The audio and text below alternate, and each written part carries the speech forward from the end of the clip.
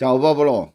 Allora, vediamo un po' in diretta. Sì, no, in diretta, registrato, sto registrando.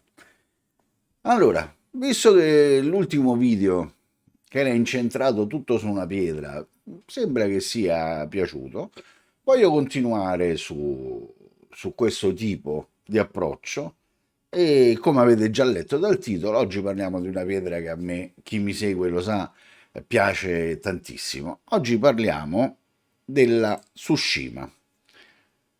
Qui vedete alcuni esemplari. La Tsushima fondamentalmente la conosciamo tutti quanti come la Tsushima, come la Nagura, la Naguretta da strofinare sopra le varie pietre di base, anzi fondamentalmente nel metodo tradizionale di affilatura giapponese una pietra di base, la pietra di finitura molto dura, su cui poi si alternano, ruotano diverse tomo o diverse Mikawa Shiro Nagura. Sono due metodi molto molto simili per certi versi, per cui andando da Nagura o da Tomo, come in questo caso, più grossolane, fino mano a mano ad arrivare, l'ideale sarebbe alla Tomo stessa ricavata dalla Toishi, dalla pietra di base che si sta usando. Oggi invece ve la faccio vedere, diciamo in un'altra maniera, più che parlare, eccomi qua, più che parlare dell'utilizzo della Tsushima come Nagura, voglio farvi vedere un po' come lavora la Tsushima da banco. Tsushima, per quei pochi che ancora non lo sapessero, per me è la pietra di medio grit per eccellenza, una pietra che va benissimo sia sui rasoi sia sui coltelli. Con i coltelli, qui parliamo di finitura ultima, dell'ultima pietra da utilizzare, perché sapete che con i coltelli i grit in ballo sono molto molto più bassi. Con il rasoio stiamo parlando proprio del medio grit, quindi di un grit che va tra i 5.000 e i 7.000. Poi sapete che le pietre giapponesi sono sensibili al lavoro, alle pressioni, per cui diciamo una pietra intorno al 5.000 che con un po' di manualità, giocando con le fanghiglie, raffinando le fanghiglie, può spaziare in quel range, diciamo da un minimo di 5 a un massimo di 7, siamo lì. Perché ve la voglio far vedere da banco? Adesso queste le metto un attimo via. Ve la voglio fare vedere da banco perché eh, noi spesso riaffiliamo i nostri rasoi oppure rinfreschiamo i nostri rasoi, ma non c'è bisogno di riscendere fino alla bisellatura. Soprattutto per gente, magari ecco come me, che i rasoi li riaffila molto spesso, non gli dà tempo di perdere completamente il tagliente, di ovalizzarsi quella punta. Quando ha perso proprio, quando il rasoio non è più al massimo della taglientezza, ma ancora siamo sicuri che ha buone capacità, basta una rinfrescatina. Alcuni vanno direttamente con l'ultima pietra, quella da finitura, oppure, come in questo caso, oggi proviamo con le Tsushima, si scende un pochettino di più, per cui la Tsushima rifà quel lavoro di riacutizzare il tagliente e preparare la lama per il passaggio successivo, cioè quello finale sulla pietra da finitura. Basta, parlato troppo per essere un'unica pietra. Qui, come vedete, ne ho due. Sono fondamentalmente provengono dalla stessa regione, sono entrambe Tsushima d'acqua. La particolarità di queste pietre è appunto che le cave sono sommerse, quindi più che essere scavate, queste pietre vengono dragate dal fondo del mare. Ma ci sono anche sull'isola di Tsushima alcune piccolissime miniere, per cui si possono trovare anche le Tsushima di terra, come in questo caso. Ecco, questa è una Tsushima di terra. Si riconosce dal fatto che è molto più dura e leggermente più chiara. Vedete la differenza? E arrivano a finezze maggiori, diciamo, sono leggermente più fini della classica Tsushima di mare. Però noi adesso andiamo al coso. Ho già preparato un rasoio che è sotto il microscopio, lo vedete, quindi un rasoio, vedete, già affilato, un rasoio che ha già lavorato un pochettino, un bevel, questa non è un'immagine fissa, ragazzi, un bevel e soprattutto un filo, calcolando l'ingrandimento molto molto alto, un filo che ha bisogno di poco, insomma è un filo che potrebbe sopportare un po' di coramella e potrebbe sopportare ancora qualche rasatura, però prendiamo questo come strumento di test, perché poi è da qui, da questa situazione, che di solito si decide di tornare un pochettino indietro e andare alla Toshima. Quindi per il momento questa, adesso poi faremo la prova comparativa. Anzi, scusate, ritorno all'immagine sul microscopio perché voglio prendere un fermo immagine che poi ci servirà per fare le comparazioni. Quindi ho preso il fermo immagine, ritorniamo qui alla combinazione e tolgo un attimo di mezzo un esemplare.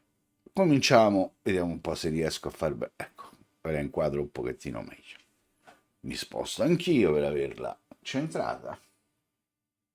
Rasoio è un rasoio giapponese, ma made in Germany, quindi l'acciaio è uno dei classici tedeschi, quelli Solingen, che abbiamo tutti quanti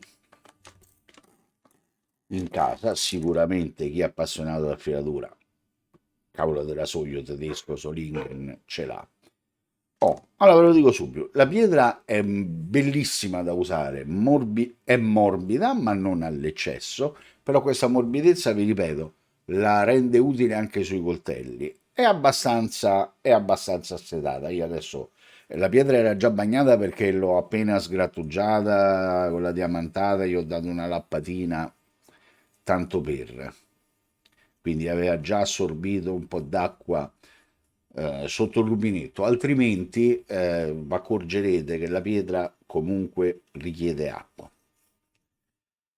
Quindi adesso le prime passate a cerchietto proprio per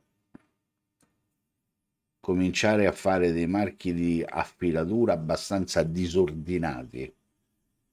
Non so se si riesce a vedere, vedo che l'immagine è abbastanza, purtroppo è abbastanza scura.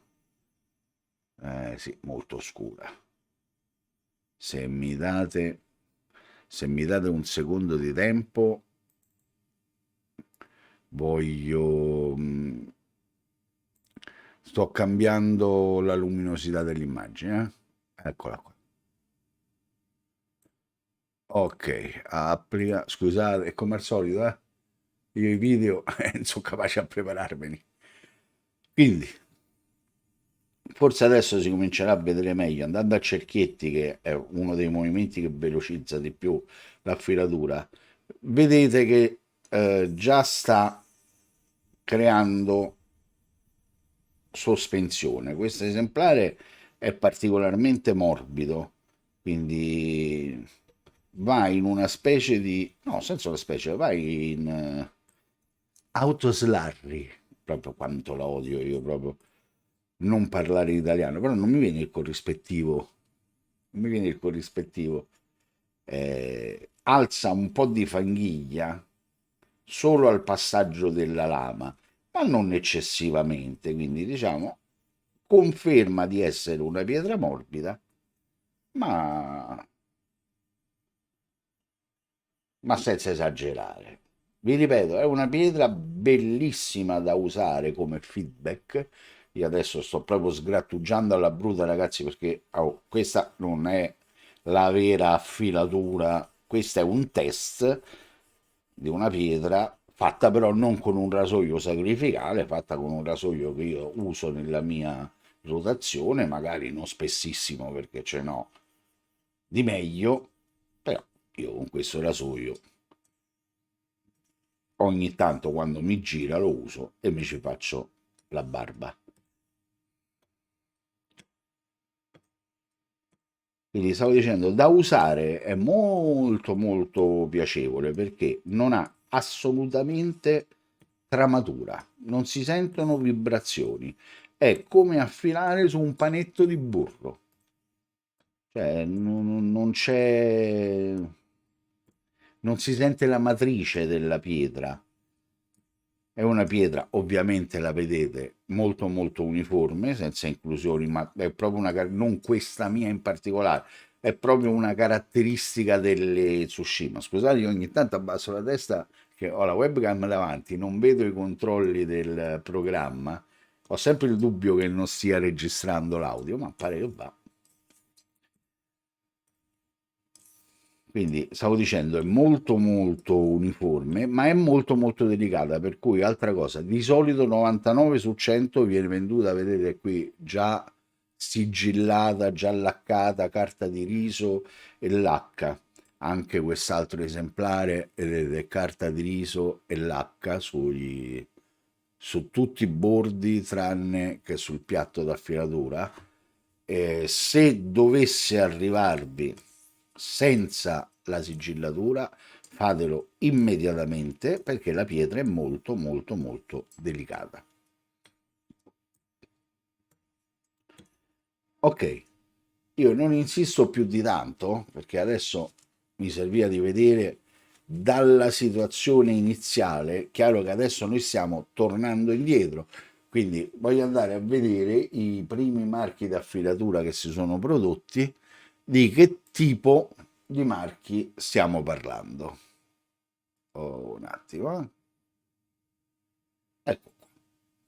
Allora, dovevo forse pulire meglio il filo. Vedete? I marchi sono molto disordinati perché la maggior parte dei movimenti li ho fatti a cerchio, per cui vedete che ci sono marchi che vanno in tutte le direzioni. Però notate i marchi vecchi, diciamo, quelli che si vedono in secondo piano più scuri, i marchi nuovi sono quelli che adesso si vedono più, sto cercando di illuminare meglio possibile il, il rasoio. Aspettate un secondo, perché qui cambiare l'illuminazione fa tanto, anzi proviamo a vederla anche in questo verso. Qui si vedono ancora meglio, però si va in confusione. Allora, vedete, ritorniamo all'immagine prima. Marchi di affilatura distinguibili dai precedenti, molto molto disordinati per il movimento a cerchietto, però notate la finezza dei marchi. Se soprattutto andate sulla parte destra dell'immagine, dove si vedono bene ancora i vecchi marchi, ripeto, sono quelli più scuri, e i nuovi marchi, quelli più argentati, quelli più chiari, se vedete non c'è tantissima differenza nello spessore del marchio, quindi l'abrasivo della Tsushima non è un abrasivo grossolano, sì, è un 5000-7000, per cui non è che ci sia da aspettarsi chissà che, però è una bella abrasione.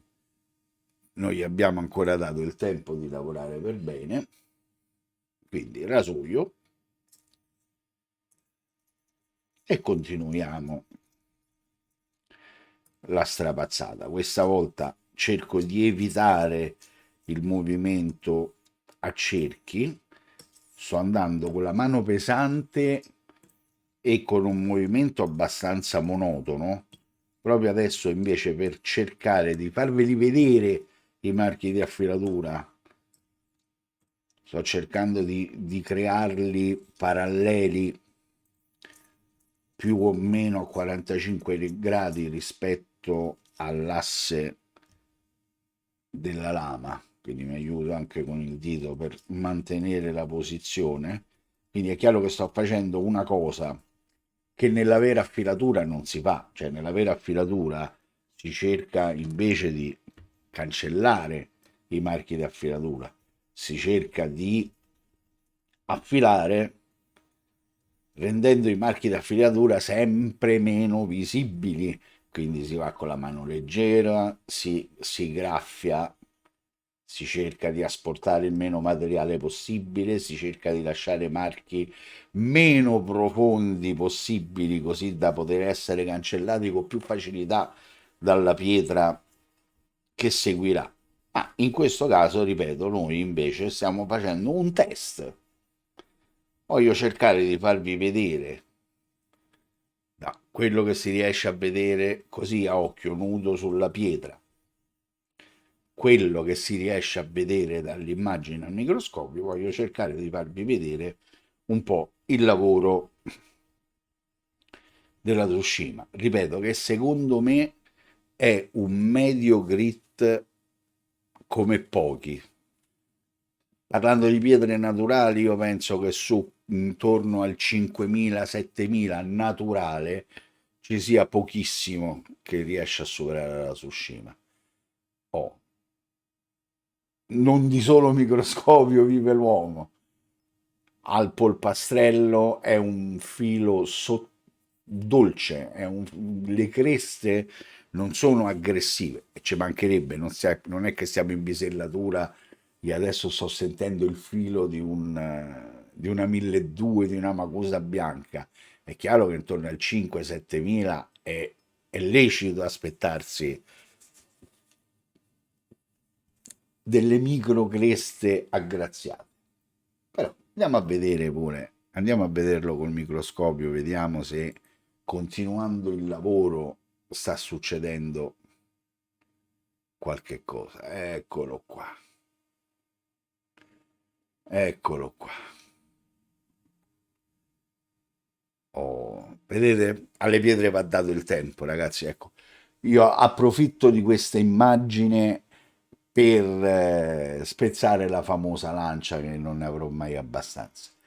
Alle pietre va dato il giusto tempo. Non tutte le pietre sono della stessa velocità.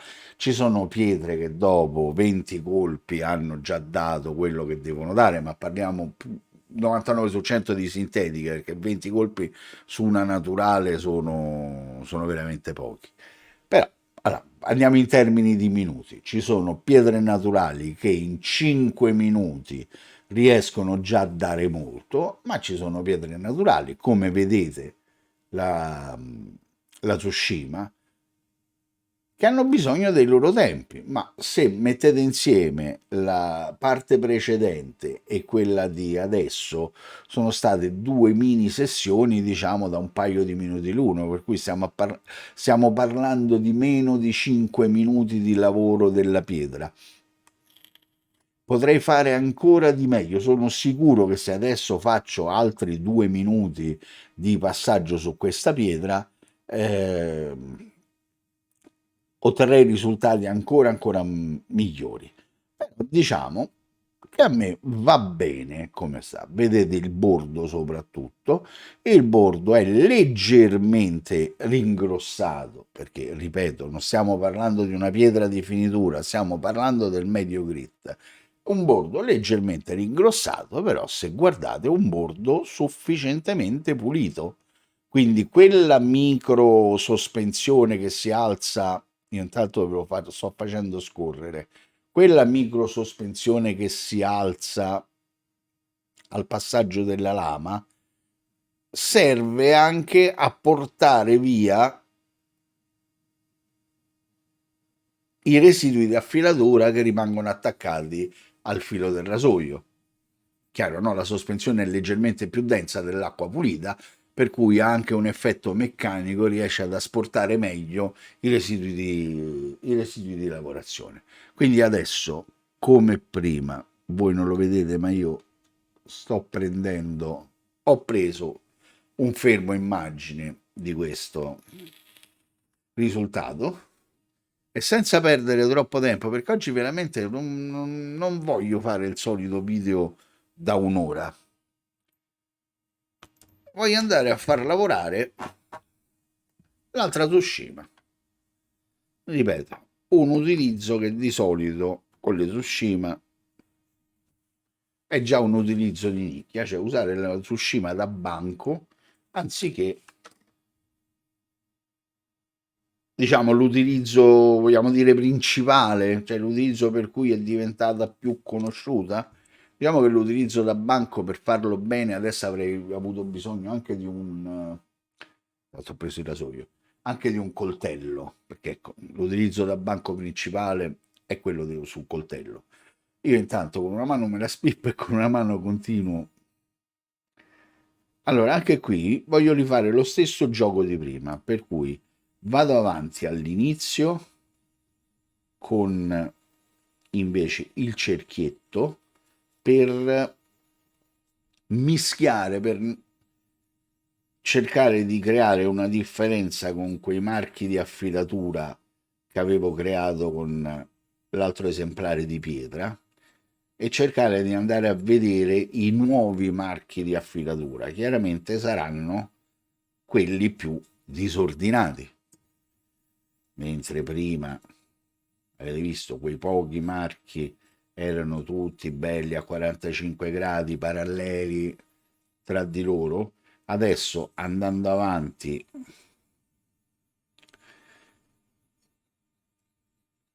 con i cerchietti, i nuovi marchi sarà più facile individuarli perché saranno quelli i più disordinati, saranno quelli che andranno in direzioni diverse. Allora, una giratina nella pietra non fa mai male, per cercare, soprattutto con queste pietre morbide, cercate di utilizzarle tutte perché la morbidezza da una parte aiuta, rende la pietra più veloce rispetto a una pietra dura, però dall'altra parte il rovescio della medaglia è che la pietra si scava velocemente, scavandosi velocemente ha bisogno di spianatura, ha bisogno di manutenzione più spesso, insomma. Quindi per cercare di evitare di stare sempre a lappare le pietre, quindi asportando via materiale che, vi ripeto, abbiamo pagato, cioè non è che ce l'hanno regalato. Cercate di utilizzare sempre tutta la pietra nei limiti del possibile. Cercate di utilizzare sempre tutta la pietra, sia che si parli di rasoio, sia che si parli di coltello. Allora, come avete visto, pure questa volta, ma stavolta forse a 2 minuti d'orologio non ci sono arrivati. Voglio vedere se sono riuscito a cambiare le... Op, eccole qua. Vedete come l'altra volta. Adesso i marchi d'affilatura sono... se ne vanno in tutte le direzioni. Quindi i nuovi marchi sono quelli argentati, sono quelli che non sanno, anzi scusate, per voi la direzione è quella, i vecchi marchi di affilatura erano quelli inclinati a 45 gradi dall'alto a destra a basso a sinistra. I nuovi, vedete, un po' sono verticali, un po' addirittura se ne vanno in un altro senso, sono quelli del nuovo esemplare di pietra. Sono argentati, sono i più chiari di tutta la serie. Anche in questo caso, vedete, marchi molto molto sottili. La pietra ha avuto pochissimo tempo per lavorare, per cui il bevel non è completamente segnato dai marchi, tra un marco e l'altro c'è tantissimo spazio. Allora adesso senza perdere tempo facciamo esattamente quello che è stato fatto con l'altro esemplare. Acqua. Adesso invece niente più cerchietto.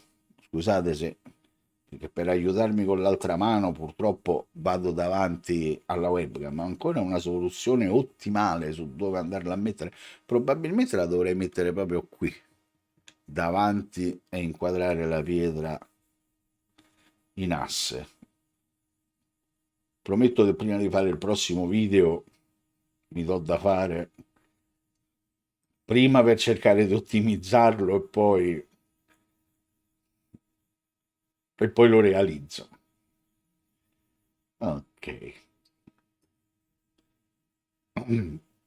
Se vi dovessi dire, anzi, se qualcuno sta pensando, ma tra questa e l'altra, allora guardate, tra questa e l'altra le differenze sono veramente minime, veramente minime. Io, avendo già quell'altra pietra da banco, onestamente stavo cercando una Tsushima di terra da banco, che ripeto, un esemplare di Tsushima di terra ce l'ho, ma è una cura. Cercavo una Tsushima di terra, quindi una Tsushima dura da banco, ma qui mi è capitata un'occasione, ho trovato un venditore che aveva messo un annuncio perché in realtà quella che vi sto facendo vedere è la metà di una pietra. Cioè aveva questa Tsushima, gli si è spaccata, guardate, ma gli si è spaccata in questo lato. Quindi sono venute fuori due pietre gemelle e la vendeva ovviamente ad un prezzo irrisorio.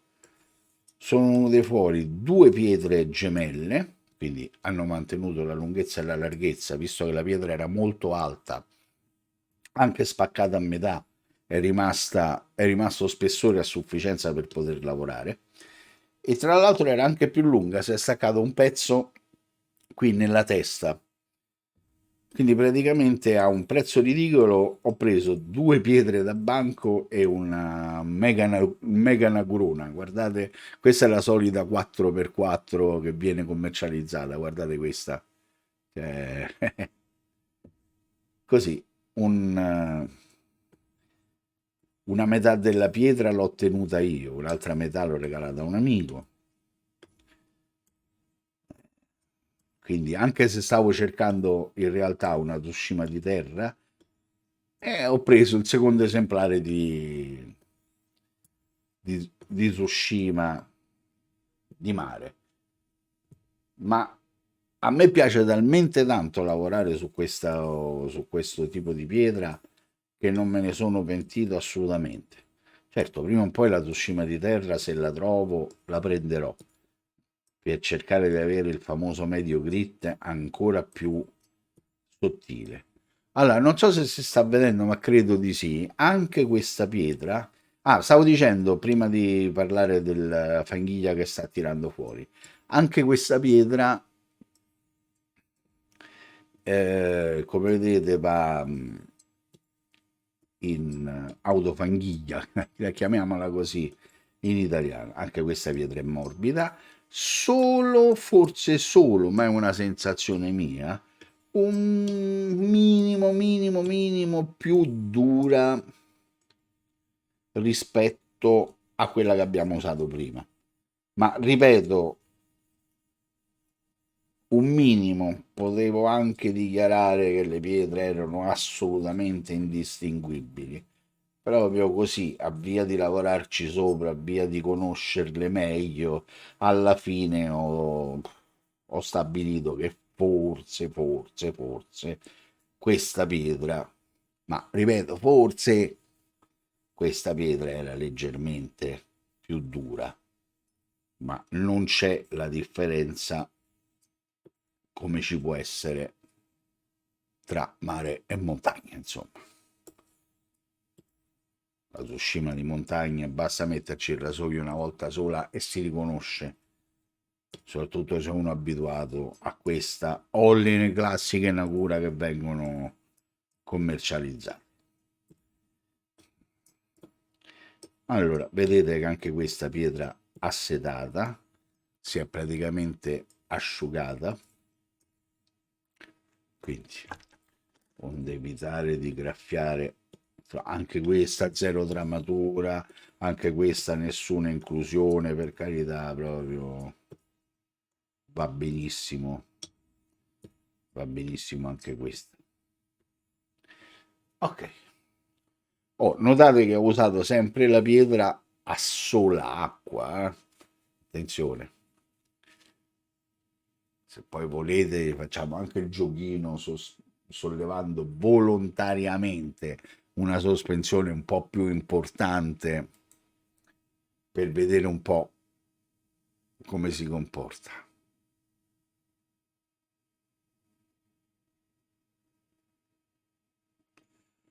Ecco qui, qualche segno precedente. Ah, Vedete? Aspettate che non è facile la messa a posto. Vedete, ripeto, ripeto, ripeto. Le pietre hanno bisogno del loro tempo. Questa, se siete bravi, anzi no, se siete bravi, facciamo così. Scusate, ho preso il fermo immagine. Adesso facciamo subito la prima comparazione. Ve lo dico prima di fare la prova comparata. Per me questa pietra, questo esemplare, è più lento della sorella. Ma è logico, ricordatevi la sorella, eccola qua. Se ho detto che questa è leggermente più morbida, sarà anche leggermente più veloce, magari meno fine, ma più veloce. Allora, un attimo solo, che intanto preparo l'immagine comparata e andiamo a vedere. Eccola qua. Allora, vedete? Allora, ci sono diversi. Allora, vediamo se riesco proprio ad andare. Ecco, questo è il 100%. Guardate, a parità più o meno di tempo, certo non siamo stati col cronometro alla mano. Scusate un attimo. Eccomi. Allora, a parità di tempo, vedete che una pietra ha lavorato meglio, stava cancellando, lucidando di più, sovrapponendo i propri marchi. Parliamo di questa, e una pietra ancora ti sta dicendo fammi lavorare perché non sono arrivata ancora al capolinea. Però vedete che il comportamento è molto molto semplice, è molto molto semplice, simile, scusate, non mi veniva l'aggettivo, e siamo proprio nel medio grit, siamo nel medio grit, per cui non ci aspettiamo il filo spettacolare, però ci aspettiamo un filo abbastanza teso, abbastanza pulito, qui magari un po' di meno. Allora che cosa facciamo? Allora ritorniamo un attimo qua, eccomi qua. Allora, l'ho detto e lo facciamo. Prendo la sua anagura, vedete questo è un frammentone di questa pietra. Prendo la sua anagura, sollevo sospensione, che come vedete, guardate, si solleva con una semplicità estrema. Vedete? Faccio una bella sospensione, non è proprio esagerata, però una bella sospensione piena. Un attimo col cerchietto per amalgamare il liquame per bene. Quindi adesso sto veramente lavorando a fanghiglia.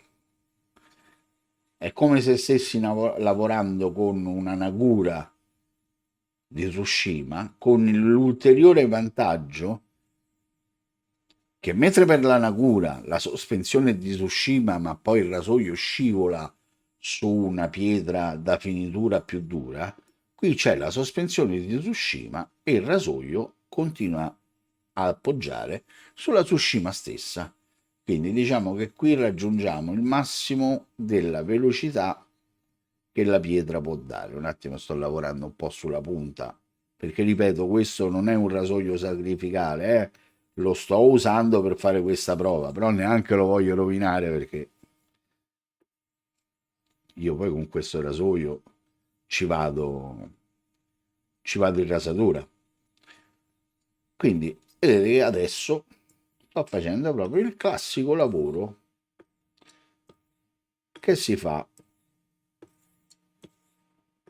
con le pietre giapponesi usate a fanghiglia. Prima una grande amalgama della fanghiglia. Una volta che la fanghiglia è pronta per lavorare, si inizia con l'affilatura vera e propria. Qui il tempo è fondamentale. Qui il tempo è fondamentale perché più si lavora sulla fanghiglia, sulla stessa fanghiglia, senza mai rinfrescarla, scusate, più la fanghiglia si affina. Per cui se gli do il giusto tempo lavorando a fanghiglia, ottengo il doppio risultato. Il risultato di avere una pietra che lavora più velocemente, ma anche il secondo risultato, che al contrario delle pietre europee, anche lavorando a fanghiglia, non vado a scendere di grit equivalenti, perché comunque sto lavorando su un impasto fine. Spesso con le pietre europee usate ad impasto, sì, le velocizziamo tanto, però poi andando a osservare il risultato finale sembra più grossolano rispetto all'utilizzo a sola acqua. Mentre con la fanghiglia generata da una pietra giapponese, è vero, la velocizzo, però non ottengo risultati più grossolani perché la fanghiglia ad ogni passaggio mi si raffina. Quindi adesso, come al solito, un po' brutalmente, cerco di accelerare il tutto. Ripeto, non lo fate, non affilate in questa maniera perché è brutto affilare così. Io qui li vado cercando i marchi di affilatura. No, qua bisogna andare lenti, entrare di tallone, uscire di punta, cercare di fare in modo che la pietra è stretta, tutto il rasoio ad ogni passaggio tocchi sulla pietra. Quindi fondamentalmente con le pietre strette questo passaggio, chiamiamolo a C, è no, il migliore, è quello che dà più garanzie. Se entra di tallone, centro, punta. Anche qua tallone, centro, punta. Sulle pietre strette un movimento del genere fa in modo tale garantisce di più che tutta la lama abbia toccato la pietra. Io invece ogni tanto sgrattugio forte perché oggi dobbiamo vedere che cosa sta succedendo. Le pietre mangiano, eh? Attenzione ragazzi, le pietre mangiano. E che fine abbiamo fatto pizza e fighi? Andiamo a vedere al microscopio?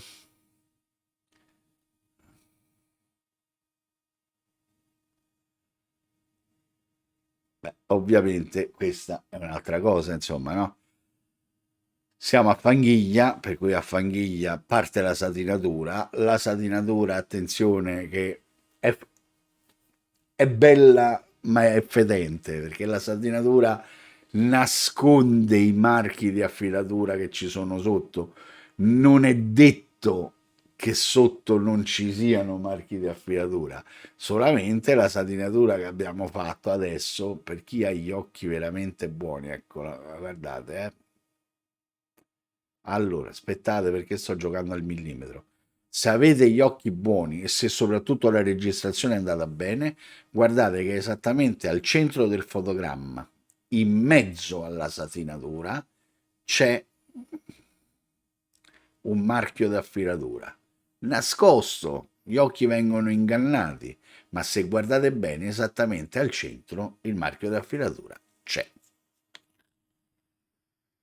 Allora facciamo un'altra cosa, veloce veloce perché voglio chiudere questo video in tempi rapidi.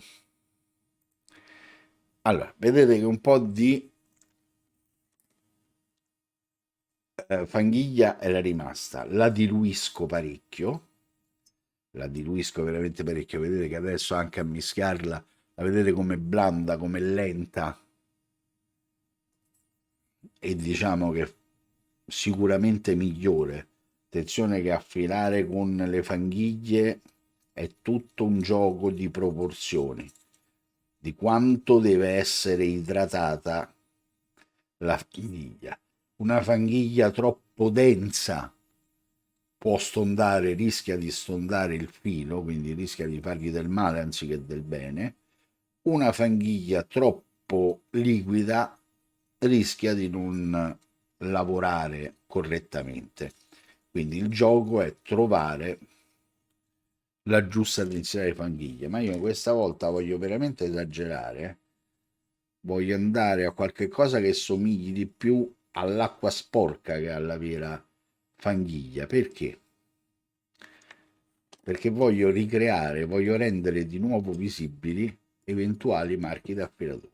Ecco, diciamo che questa secondo me è la fanghiglia, la vedete? Ve la sposto col rasoio. Una fanghiglia veramente appena accennata. Adesso cerco di fare qualche marchio di affiratura non alternando i movimenti, facendo sempre lo stesso movimento monotono in modo tale da graffiare uniformemente il bevel.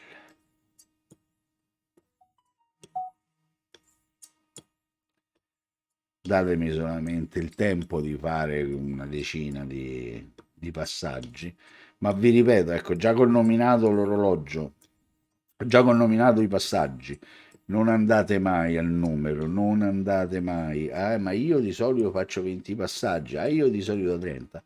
Dovete fare i passaggi che la pietra vi chiede. Voi imparerete ad usare bene le pietre, soprattutto le naturali, quando sarete in condizioni di parlare con le pietre, di capire che cosa vi stanno dicendo le pietre. Quando la pietra vi dirà ho dato, è inutile che mi rompi le scatole, questo è il risultato. Ok. E quando la pietra vi dirà perché ti sei fermato, io ancora non ho dato tutto quello che devo dare. Lo so, sembra che state parlando con un matto, no? Dice, ma tu sei scemo, parli con le pietre. Sì, ci vuole complicità tra l'affilatore e il mezzo che utilizza. Ok, io penso che se qualche marchio d'affilatura doveva essere creato, è stato fatto. Quindi, anche qui, scusate, ogni tanto impazzisco. Parli con le pietre, e io sì, ogni tanto, pure quando non riescono le cose, maledetta, te la muovi. Perché? Ieri sei andata bene, perché oggi non funziona? Che volete fare? Vediamo un po'. Eccolo qua. Beh, non è più una bella satinatura uniforme. Adesso vedete che affiorano dei marchi di affilatura. Ho cercato di farli tutti nello stesso verso. Aspetta, aspetta, non è facile. Quindi ecco, vi prendo proprio la parte più brutta. Ecco, vedete dove si vedono. Marchi di affilatura ce ne sono, perché ce ne sono, ma sono veramente dolci, veramente morbidi, veramente fini. Filo adesso, questo andando sull'ultima pietra da finitura verrà steso alla grande. Ma l'importante, scusatemi, l'importante di tutto questo test, di tutta questa prova, è questo. Cioè, questo è un filo che taglia. Aspettate un attimo solo, perché io come al solito sto lavoro su Lilliput praticamente. La cosa veramente importante, ricordate i peli non a contatto. La cosa importante è questa. Aspettate che non mi posso rapare a 100.000 peli, li vedete? È un filo che taglia non bene, taglia benissimo. Una carezzata al braccio. Adesso cambio mano, uso il rasoio con la sinistra. Giuro, è la sinistra, ce la vede. Ci provo, ma guardate l'alopecia da affilatore. Arrivato di nuovo, cerco di abbassare il braccio per cercare di farlo vedere. Non a contatto con la pelle, solamente a sfioramento. Eh, li vedete come sono aumentati? Cerco di inquadrarli. Allora, Qui abbiamo rinfrescato il rasoio, quindi gli abbiamo ridato taglientezza. È capace che forse riuscirà già a tagliare un capello al volo, ma non lo so, veramente non lo so. Per andare sul test HHT bisogna prima aspettare di essere arrivato sull'ultima pietra. Eppure, un po' stentato,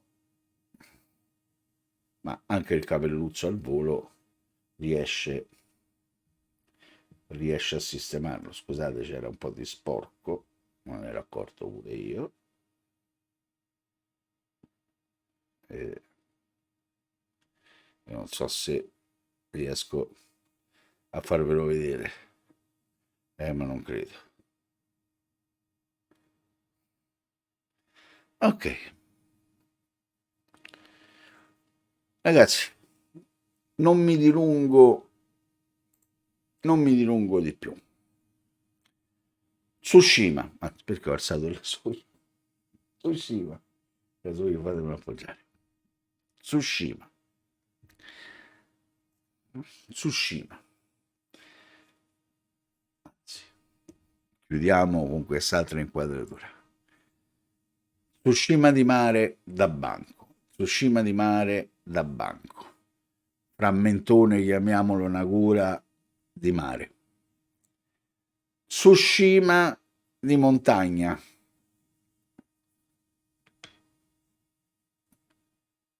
medio grit, naturale, vantaggi, pietra come tutte le medio grit non eccessivamente costosa. Diciamo che come rapporto qualità-prezzo forse è meglio prendere una Tsushima da banco, perché con 100, 120, 140 euro si riesce a prenderle. Se uno poi lo mette a paragone con il prezzo che di solito medio è di una quarantina di euro di una Nagura da 4 cm e mezzo per 4 cm e mezzo, capite da soli che con quella da banco è vero che la pagate il triplo, però si acquista molto più materiale. Che dire, ovviamente non è veloce come una sintetica, ma è un'ottima pietra, una pietra bella da usare perché assolutamente burrosa, assolutamente senza tramatura, un ottimo feedback, una giusta velocità per essere una pietra naturale, non è iperveloce, ma non è assolutamente classificabile come una pietra lenta. Molto dolce, molto aggraziata, marchi di affilatura veramente appena accennati, l'avete visti, se usata a solo acqua, se poi usata a fanghiglia avete visto, guardate, giustamente, un attimo che preparo lo schermo, eccolo qua, andiamo un po' avanti con l'ingrandimento, vedete? Quindi è una pietra che lavora veramente bene. Mi sa che non ho fatto atto, non ho preso il fermo immagine, vabbè, chi se ne frega, non ho preso il fermo immagine della satinatura, peccato, ragazzi scusatemi. Quindi secondo me è una pietra sicuramente da consigliare. Tra l'altro, scusate, la pietra è bivalente, è una pietra che va benissimo sui rasoi, ma va benissimo sui coltelli. Una pietra che sui coltelli magari non ha avuto tantissimo successo, ma per un semplice motivo. Sui coltelli è una pietra da ultrafinitura, perché arrivare sul coltello a 5-6 mila di grit significa arrivare proprio alla finitura. E di solito sui coltelli viene apprezzata di più la finitura lucida, la finitura brillante. La Tsushima, ecco, in questo diciamo ha il suo limite. Affila benissimo, i coltelli vengono fuori affilati con un filo bello teso, fidatevi, però non brillano, non è una finitura lucida, è una finitura tra l'opaco e il satinato, insomma, tutto lì. Ragazzi, io volevo farla corta, volevo solamente parlare un attimo della Tsushima perché, ripeto, a me piace, piace molto. Però purtroppo mi sto rendendo conto che sono arrivato al 50° minuto. Per cui spero che a qualcuno possa servire il video, però la faccio cortissima, subito i saluti. Vi ringrazio della pazienza e voglio vedere di continuare anche nei prossimi giorni, nelle prossime settimane, a fare dei piccoli video, più piccoli di questo, parlando esclusivamente di una pietra alla volta, per vedere magari se poi imbrocco la pietra che possa suscitare attenzione. Una pietra gradita alla maggior parte di voi. Detto questo, un salutone, un ciao popolo a tutti quanti e ci vediamo alla prossima.